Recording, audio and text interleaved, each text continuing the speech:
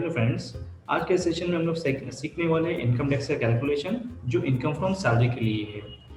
आज के जो मैं आपको टैक्स स्लैब बताने वाला हूँ ये स्पेशली इनकम फ्रॉम सैलरीज के लिए है।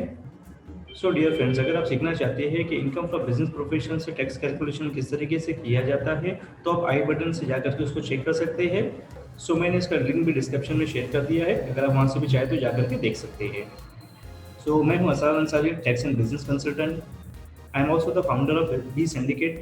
By the B Syndicate, we are providing multiple services like training, consulting, accounting, income tax, TDS, GST, and we are also providing plus 200 services.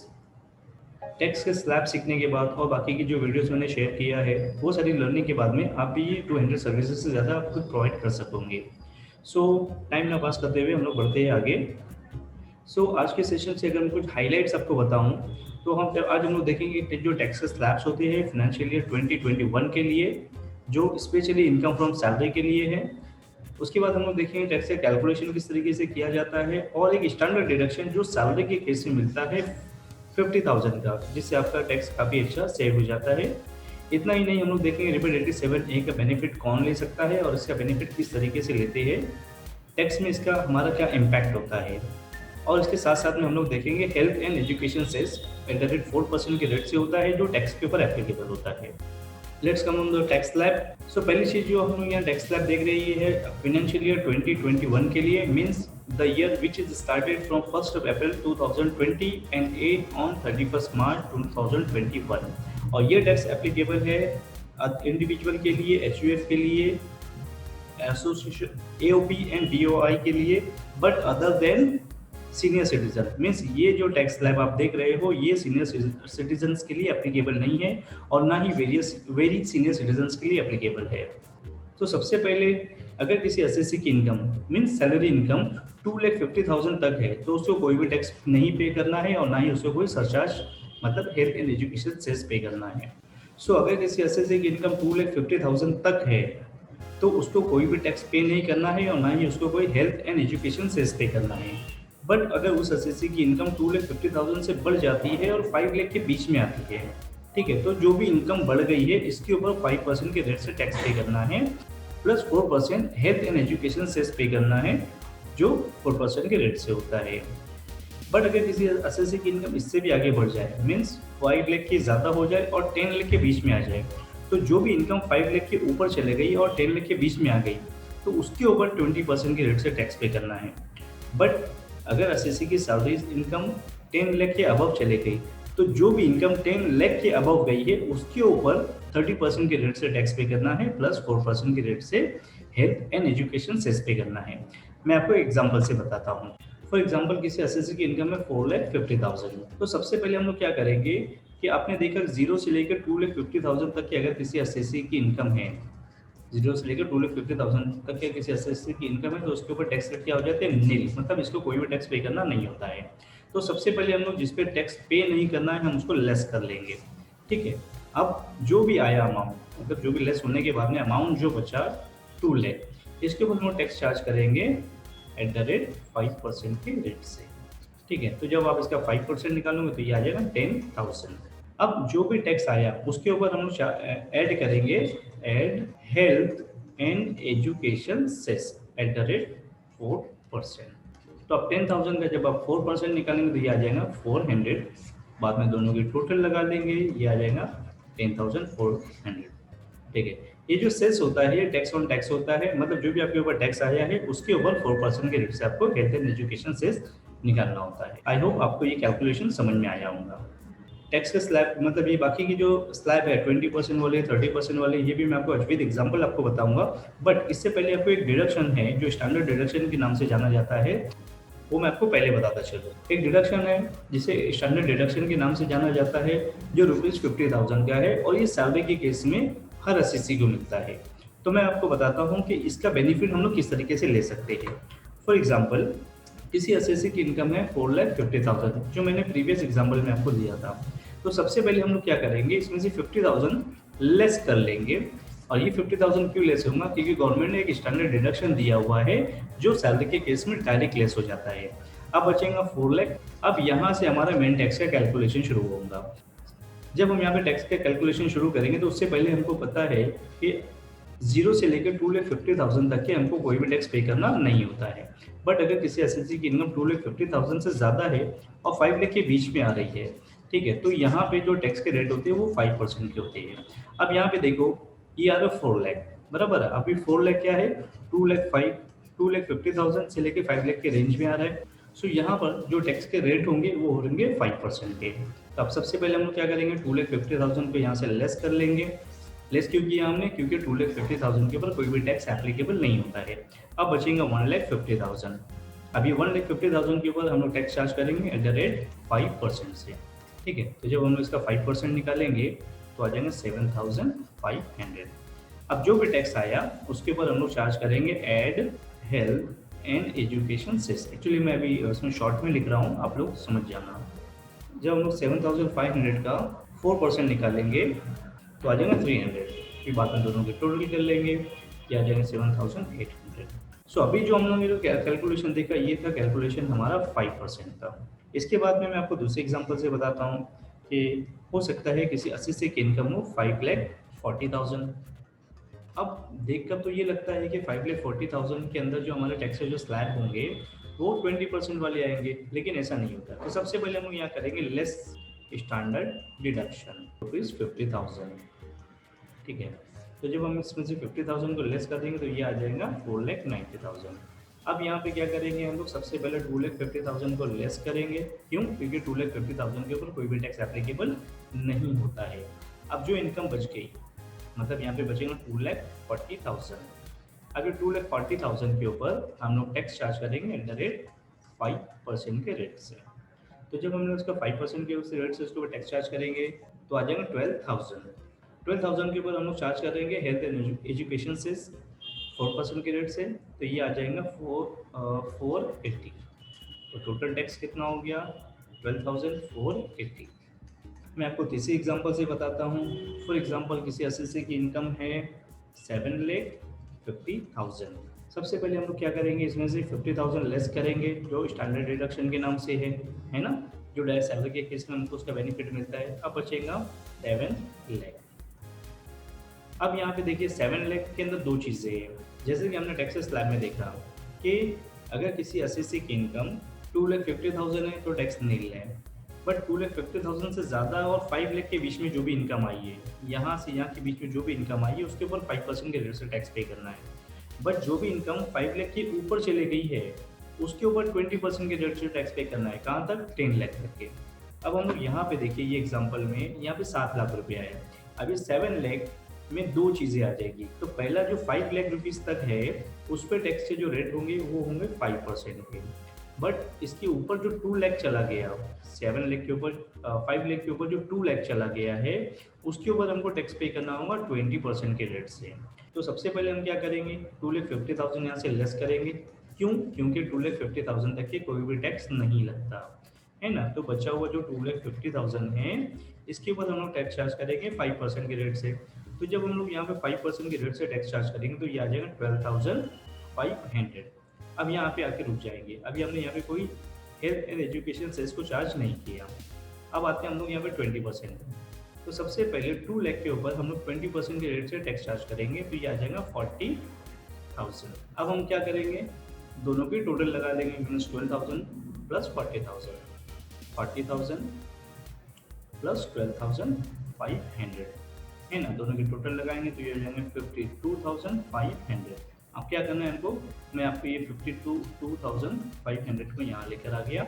अब इसके ऊपर हम लोग चार्ज करेंगे add health and education cess at the rate 4% से। तो जब आप 52,500 के ऊपर 4% निकालोगे तो वो आ जाएगा 2,100। अब दोनों की टोटल लगा लो, जब आप दोनों के टोटल करोगे तो हो जाएगा 54,600। सो ये थी दूसरी एग्जांपल। मैं आपको नेक्स्ट एग्जांपल से बताता हूँ। सपोज किसी एसएससी की इनकम है 13,50,000। एज नॉर्मल जैसा हम लोग करते थे, सबसे पहले हम लोग क्या करेंगे, यहाँ से लेस करेंगे स्टैंडर्ड डिडक्शन ₹50,000 जो सैलरी के केस में मिलता है। बचेगा कितना, 13 लाख। अब यहाँ पे देखो, ये 13 लाख में तीन चीज़ें आ रही है। मैं आपको टैक्स स्लैब के दौर में लेके चलता हूँ एक बार वापस से। देखो सबसे पहली चीज़ 2,50,000 तक के कोई टैक्स पे नहीं करना है, बट 2,50,000 से ज़्यादा और 5 लाख रुपीज़ तक जो भी इनकम है उस पे हमको 5% के रेट से टैक्स पे करना है। बट अगर इनकम 5 लाख के भी ऊपर चले गई है और 10 लाख के बीच में आ रही है, तो इस बीच में जो 5 लाख बढ़ गया, मतलब 5 लाख से लेके 10 लाख के बीच का जो 5 लाख है, इस 5 लाख के ऊपर हमको पे करना है 20% के रेट से टैक्सेस। बट अगर एसएससी की सैलरीड इनकम 10 लाख के भी ऊपर चले जाती है ना, तो उसको टैक्स पे करना है 30% के रेट से।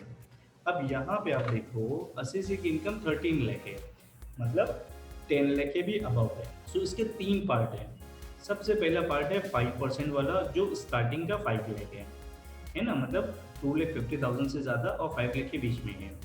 दूसरा है 5 लाख, जो 5 लाख के से लेकर 10 लाख के बीच में आ रहा है, इसके ऊपर 20% का रेट लगेगा। और उसके बाद में जो तीसरा पार्ट है इसका, वो है 3 लाख का, जिसके ऊपर हमको टैक्स चार्ज करना होगा 30% के रेट से। सो हम जल्दी टैक्स को कैलकुलेट कर लेते हैं। सबसे पहले इसमें से क्या करेंगे, 2,50,000 को लेस करेंगे। अब बचेगा 2,50,000। अब ये 2,50,000 के ऊपर हम लोग 5% के रेट से जब टैक्स निकालेंगे तो ये आ जाएगा 12,500। परफेक्ट। अब यहाँ पे आते हैं 20% वाले पे, देखते हैं हम लोग। अभी 5 लाख के ऊपर हमको टैक्स चार्ज करना है 20% के रेट से। तो जब हम 5 लाख के ऊपर 20% के रेट से टैक्स चार्ज करेंगे तो ये आ जाएगा 1 लाख रुपीज़। इसके बाद में 3 लाख, ये जो है 3 लाख, इसके ऊपर हम लोग 30% के रेट से टैक्स चार्ज करेंगे तो ये आ जाएगा 90,000। 3 लाख के ऊपर 30% निकालेंगे तो ये आ जाएगा 90,000। अब क्या करेंगे, तीनों की हम लोग टोटल लगा लेते हैं। तो सबसे पहले हमारे पास में 12,500, उसके बाद में दूसरा है हमारा 1 लाख, और उसके बाद में तीसरा है 90,000। तीनों के टोटल कर लेते हैं तो ये आ जाता है टोटल टैक्सेस। यहाँ के आपका टोटल टैक्सेस। अब इस पर क्या करेंगे हम लोग, ऐड करेंगे हेल्थ एंड एजुकेशन सेस @4% से। ठीक है, तो जो हम लोग 2,05,000 के ऊपर 4% health and education cess charge करेंगे तो आ जाएगा 8,100। फिर दोनों के टोटल कर लो, तो जब आप इसकी टोटल करेंगे तो ये आ जाएगा 210,600। तो ये आपका हो जाता है टोटल। अब तक हम लोगों ने सीखा कि अगर किसी एसएससी की इनकम 2,50,000 है तो उसको कोई टैक्स पे नहीं करना। 250 से ज़्यादा और 5 लाख के बीच में आता है 5%। बाद में 5 लाख से अबव और 10 लाख के बीच में जो भी इनकम है उस पर 20%। और बाद में 10 लाख अब जो भी इनकम गई है उसके ऊपर 30%। बाद में जो भी टैक्सेस आते हैं उसके ऊपर 4% के रेट से हमको ई सेस चार्ज करना है, जो आपके टैक्स में प्लस हो जाता है। अगर मैं थोड़ा सा रिव्यू करूँ तो आपका अभी हमने देखा कि स्टैंडर्ड डिडक्शन जो सैलरी के केस में मिलता है और ये आपकी डायरेक्ट सैलरी की इनकम से लेस हो जाता है। उसके बाद में मैंने आपको बताया 4% का जो हेल्थ एंड एजुकेशन सेस है वो आपका लेस होता है।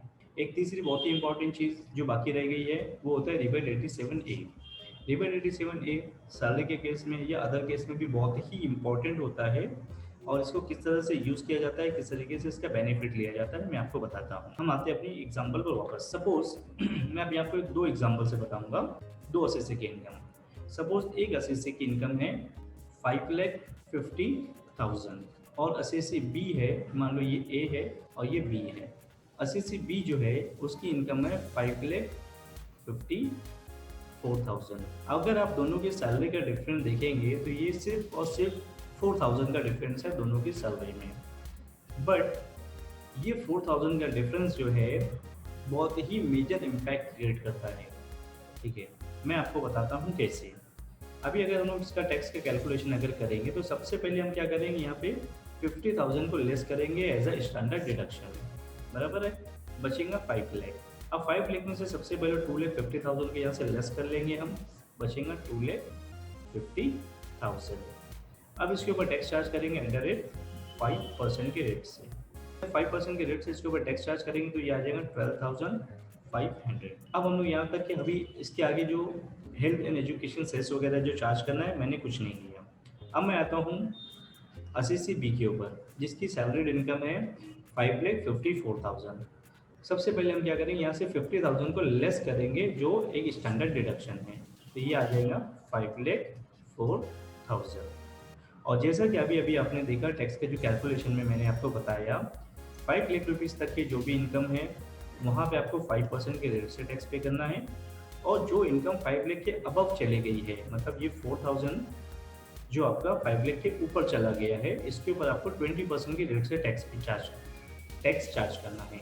तो अभी-अभी आपने देखा यहाँ 5 लाख के ऊपर जो टैक्स लायबिलिटी आ रही थी, ये था 12,500 और यहाँ पे जब हम लोग 4,000 के ऊपर 20% के रेट से टैक्स चार्ज करेंगे, तो ये आ जाएगा 800। बाद में हम लोग दोनों को प्लस कर लेंगे, टोटल आ जाएंगे 13,300। यहाँ तक तो आपने कैलकुलेशन देख लिया, जो 5,50,000 का था और एक 5,54,000, दोनों की सैलरी में डिफरेंस था जस्ट 4,000 का। अभी मैं आपको लेके चलता हूँ रिबेट 87 ए पे वापस। रिबेट 87 ए क्या बोलता है कि अगर किसी एसएससी की इनकम 5 लाख रुपीज़ तक है या 5 लाख रुपीज़ से कम है, हो सकता है कि 4,80,000 हो सकता है 4,70,000 हो, या इससे कोई भी कम हो, लेकिन 5 लाख से ज़्यादा नहीं होना चाहिए, उससे कम ही होना चाहिए। तो रिबेट 87 ए का बेनिफिट वो ले सकता है। और अगर किसी एसएससी की इनकम 5 लाख से ज़्यादा है और अगर किसी एसएससी की इनकम 5 लाख से ज़्यादा है, तो रिबेट 87 का बेनिफिट उसको नहीं मिलेगा। अब रिबेट 87 ए के बेनिफिट क्या होता है कि एसएससी के ऊपर जो भी टैक्स एप्लीकेबल हो रहा है, उसमें से 12,500 लेस हो जाता है। मैं आपको फिर से बताता हूँ कि रिबेट 87 ए क्या होता है कि एसएससी की इनकम अगर 5 लाख से कम है और उसके ऊपर जो भी टैक्स पेबल आ रहा है, तो उसके टैक्स में से 12,500 लेस हो जाता है। मैं आपको अपनी एग्जांपल पे वापस लेके चलता हूँ। अब यहाँ पे जो हुआ, एसएससी की जो इनकम आई वो 5 लाख से कम हो गई, मतलब डिडक्शन माइनस करने के बाद में इसकी जो इनकम थी वो 5 लाख से कम आ गई। इनकम कौन सी? अब यहाँ पे आप बोलोगे तो यहाँ तो 5 लाख से ज़्यादा है, लेकिन मैं वो इनकम की बात कर रहा हूँ जिस इनकम के ऊपर हम लोग टैक्स को चार्ज कर रहे हैं। यहाँ पे भी हम लोग टैक्स को चार्ज नहीं कर रहे हैं, यहाँ पे भी तो डिडक्शन माइनस कर रहे हैं। यहाँ से हम टैक्स को चार्ज करना चालू कर रहे हैं, यहाँ पे देखो हम यहाँ से टैक्स को चार्ज करना चालू कर रहे हैं, है ना। तो ये इनकम अगर 5 लाख से कम है तो उसके टैक्स में से रिबेट 87 ए का बेनिफिट मिलेगा उसको। क्या हो जाएगा? लेस रिबेट 87 ए, जो 12,500 का है उसके टैक्स में से लेस हो जाएगा और जो बचेगा वो हो गया नील। अब ये केस में अगर हम लोग देखें तो यहाँ पे स्टैंडर्ड डिडक्शन माइनस करने के बाद में इसकी इनकम 5 लाख के अबव है, 4,000 ज़्यादा चले गई, तो इसको जो रिबेट 87 ए है, इसको जो रिबेट 87 ए है उसका बेनिफिट नहीं मिलेगा। क्यों? क्योंकि यहाँ पे 4,000 रुपीज़ जो उसकी इनकम है ये बढ़ गई है 5 लाख के ऊपर, तो इसके लिए रिबेट 87 ए का बेनिफिट इसको नहीं मिलेगा। अगर इसकी इनकम 4,000 से नहीं बढ़ती तो इसको रिबेट 87 ए का बेनिफिट मिलता और इसको टैक्स पेबल कम आता। और अगर मैं प्रीवियस एग्जाम्पल में बात करूँ जो मैंने इसके पहले आपको बताया है, जैसे लाइक इस एसएससी की इनकम थी 13,50,000, तो ये एसएससी को रिबेट 87 ए का बेनिफिट नहीं मिलेगा। क्यों? क्योंकि इसकी जो टैक्सेबल इनकम आ रही है वो 13 लाख है। प्रीवियस एग्जाम्पल में जाते हैं अगर हम लोग यहाँ पे देखें, अभी ये एसएससी की देख लो इनकम जो है 7 लाख है, 7 लाख क्योंकि 5 लाख के अबव है ना, तो इसको भी रिबेट 87 ए का बेनिफिट नहीं मिलेगा। अब इसकी प्रीवियस एग्जाम्पल में 5,40,000 थी, अब टैक्स जहाँ से हम लोग कैलकुलेट करना शुरू किया ये आ गया है कितना? 4,90,000। अब इसको यहाँ से क्या होगा? रिबेट 87 ए का बेनिफिट मिलेगा, तो 12,500 का और उसका टैक्स हो जाएगा नील, मतलब इसको कोई भी टैक्स एप्लीकेबल नहीं होगा। इसकी प्रीवियस एग्जांपल में अगर मैं देखूं तो इसकी इनकम है कितना? 4,50,000, जिसमें से स्टैंडर्ड डिडक्शन लेस हुआ और बचा 4 लाख। 4 लाख में से हम लोग यहाँ से टैक्स का कैलकुलेशन शुरू करें, तो जो भी यहाँ पे टैक्स पेबल आया उसको 7,800, इसमें से हम लोग 12,500 यहाँ से लेस हो जाएगा। लेस हो जाएगा मतलब इसको रिबेट 87 ए का बेनिफिट मिल जाएगा, जिससे इसका टैक्स हो जाएगा नील। तो इतने एग्जाम्पल्स देखने के बाद में आपको इतना समझ में आ गया होगा कि रिबेट 87 ए का बेनिफिट कौन ले सकता है और कैसे ले सकता है। अब हमारे इस एग्जाम्पल में देखो, जैसा कि आपको पता है लोग कहते हैं कि 5 लाख रुपीज़ तक के किसी को कोई टैक्स पे करना नहीं होता। 5 लाख रुपीज़ तक के टैक्स क्यों नहीं पे करना होता है? क्योंकि उनको रिबेट 87 ए का बेनिफिट मिल जाता है, जिसकी वजह से उनका टैक्स नील हो जाता है, मतलब उनको कोई टैक्स पे करना नहीं होता। जबकि गवर्नमेंट ने जो टैक्सेस स्लैब जो रखे हुए 2,50,000 तक के ही उसको डिडक्शन रखा हुआ है, और ये रिबेट 87 के बेनिफिट सिर्फ 5 लाख रुपीज़ तक ही है। अगर आप ये सोचते हो कि अगर मैं 5 लाख से ज़्यादा अगर इनकम बताऊँ, मतलब 5,50,000 अगर इनकम बताऊँ या 5,70,000 अगर इनकम बताऊँ, तो रिबेट 87 ए का बेनिफिट आपको नहीं मिलेगा। अब यहाँ पे देखो 4,000 का ही डिफरेंस था दोनों की सैलरी में, है ना। यहाँ पे 50,000 था और यहाँ पे 54,000, लेकिन टैक्स कितना ज़्यादा आया? इसको 13,000 और 13,300 आया और उसका टैक्स हो जाता है नील। अक्सर कर लोगों को एक प्रॉब्लम होता है कि मेरी सैलरी और उसकी सैलरी दोनों की तकरीबन सेम है, उसका टैक्स नील हो गया, मेरे को टैक्स इतना ज़्यादा भरने के लिए आ रहा है। तो उसकी जो खास वजह है वो रिबेट 87A है। सो आज के सेशन में हमने देखा कि इनकम फ्रॉम सैलरी पे टैक्स का कैलकुलेशन किस तरीके से किया जाता है, मतलब टैक्सेस स्लैब्स क्या क्या है। उसके बाद में स्टैंडर्ड डिडक्शन जो इन केस ऑफ सैलरी पे मिलता है वो क्या है। बाद में मैंने आपको बताया हेल्थ एंड एजुकेशन सेस के बारे में, जो टैक्स ऑन टैक्स होता है वो एट द रेट 4% से, और इसको किस तरीके से चार्ज किया जाता है। उसके बाद में मैंने आपको बताया रिबेट 87A के बारे में, और इसका बेनिफिट कौन ले सकता है। इसका बेनिफिट सिर्फ वही एसएससी ले सकते हैं जिसकी इनकम सैलरी इनकम नहीं है, इसको बिजनेस प्रोफेशन के केस में भी लिया जा सकता है। तो जिसकी income less than 5 lakh rupees है या 5 लाख रुपीज़ तक है, अगर इनकम बढ़ जाती है 5 लाख से तो उसको बेनिफिट नहीं मिलेगा। सो आई होप यहाँ तक आप लोगों को समझ में आ गया होगा। इन केस अगर आपको नहीं समझ में आया है और आपको टैक्स से रिलेटेड कोई भी क्यूरी है तो आप मुझे कमेंट बॉक्स में सेंड कर सकते हो। हमारी जो टीम है आपको पूरी जो हेल्प सपोर्ट करेंगी और आपको बताएंगी। और अगर आप किसी स्कूल में क्लर्क हो या किसी कंपनी में जॉब कर रहे हो एज अकाउंट असिस्टेंट या टैक्स के डिपार्टमेंट में, और आप इनकम टैक्स को सीखना चाहते हो, जैसे कि इनकम टैक्स के जो बेसिक कॉन्सेप्ट है लाइक असेसमेंट ईयर क्या होता है, फाइनेंशियल ईयर, एसएससी की डेफिनेशन, ये सारी चीज़ें, इसके अलावा जो डिफरेंट हेड है इनकम, इसके अलावा जो टैक्स स्लैब्स है जो मैंने अभी आपको बताया, बट इसके अलावा जो हाउस प्रॉपर्टी के ऊपर टैक्स कैलकुलेट किया जाता है, कैपिटल गेन के ऊपर जो टैक्स कैलकुलेट किया जाता है वो थोड़ा सा अलग होता है। तो अगर आप सीखना चाहते हो डिटेल में, या आप जानना चाहते हैं जो इनकम के डिफरेंट 5 हेड्स है, जैसे इनकम फ्रॉम सैलरी है, income from business profession, income from capital gain, income from other source है, और इस तरह की टोटल 5 हेड्स है। अगर आप उसको सीखना चाहते हैं और ये जानना चाहते हैं कि इसके ऊपर टैक्स किस तरह से कंप्यूट किया जाता है, बाद में जो गवर्नमेंट ने डिडक्शन रखा हुआ है जैसे 80C से लेकर के 80U के बीच में, तो इसको किस तरह से अप्लाई किया जाता है इनकम टैक्स में। इसके अलावा सेल्फ असेसमेंट टैक्स कब भरते हैं, कैसे भरते हैं उसको, उसके अलावा एडवांस टैक्स की ड्यू डेट्स क्या होती है, इसको किस तरह से पेमेंट करना होता है, ये किसके ऊपर एप्लीकेबल होता है, और इसके बाद में टीडीएस का क्या इफेक्ट होता है, या इनकम टैक्स रिटर्न फाइलिंग का प्रोसेस। सो अगर ये सारी चीज़ें अगर आप डिटेल में सीखना चाहते हैं तो आप हमें कॉन्टैक्ट कर सकते हैं। इतना ही नहीं फ्रेंड्स, अगर आप जानना चाहते हैं टीडीएस के बारे में, मीन्स जिसको आमतौर पर जाना जाता है टैक्स डिडक्टेड एट सोर्स के नाम से, सो इसका बेसिकली ये क्या है और कौन कौन से पेमेंट पे लगता है, इसके अलावा टैन और पैन का एप्लीकेशन किस तरीके से किया जाता है, इसके रिटर्न फाइलिंग करने के लिए जो वेबसाइट है ट्रेस, उसका कहाँ, उसका इंटरफेस कैसा है, मीन्स कहाँ पर कौन सा आइटम रखा हुआ है, किस तरीके से उसको फाइल किया जाता है। इतना ही नहीं, टीडीएस के जो स्टेटमेंट है वो किस तरीके से प्रिपेयर किया जाता है, टीडीएस की जो रिटर्न फाइलिंग की जो ड्यू डेट्स है, उसकी पेमेंट की जो ड्यू डेट्स है वो क्या है, और इसके रिटर्न किस तरीके से फाइल किया जाता है। और अगर रिटर्न फाइल किसी एरर के थ्रू हो गया, मतलब कुछ गलत डेटा चले गया, तो उसको किस तरीके से रेक्टिफाई किया जाता है। और बाद में फॉर्म 16A किस तरीके से डाउनलोड किया जाता है। सो अगर ये सारी चीज़ें आप डिटेल में सीखना चाहते हैं तो आप हमें कॉन्टैक्ट कर सकते हैं। इतना ही नहीं, यहाँ तक पहुँचने के बाद में आपको हो सकता है कन्फ्यूज़न हो कि इसे सीखने के लिए हमें 2 चीज़ों की ज़रूरत होगी, एक तो टाइम और दूसरा पैसा।